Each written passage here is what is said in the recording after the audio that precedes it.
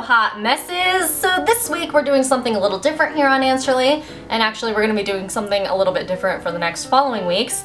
And today I'm going to be talking to you guys about some of my favorite books. Something you may or may not know about the three of us on this channel is that we're all really big readers, and we've noticed that a lot of our audience are big readers also. So nom nom nom nom nom nom nom, let's eat some books. Number one is the least shocking of them all. It's a Harry Potter book. Half-Blood Prince is by far my favorite Harry Potter book.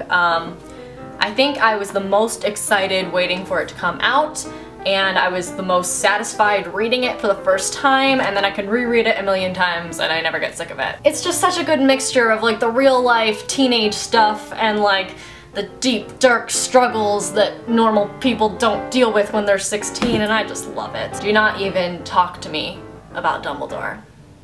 Don't. Next on the list is another kind of boring one, but it is The Great Gatsby by F. Scott Fitzgerald. Now I'm sure this isn't surprising to you because it's kind of the go-to favorite book of all pretentious English majors, but it just strikes a chord with me.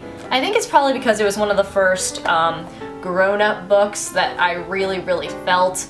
I read it for the first time when I was in like 8th grade, and I thought I totally got it, and I think I got it to some extent, but I got it a lot more over the years. Because when you're a teenager, people sort of treat you like you're not a real person whose opinions don't matter, and when you start to be able to sort of like fit into the discussion of adult topics in adult books about adult feelings, you get this sense that suddenly you matter a little more. Number 3 is my all-time favorite novel ever, so you've probably heard me talk about it on the internet before, and it's Finding Cassie Crazy by Jaclyn Moriarty. It also goes by the name The Year of Secret Assignments. That's the American title, but this is the original Australian one, and it makes me feel more legit. This is a really good YA novel about 3 friends who have very unique senses of humor. It's both hilarious and deeply upsetting, and it just owns my heart. And number 4 is another boring English major answer, but I can't help it. It is The Catcher in the Rye by J.D. Salinger. Okay, I think what gets me about this book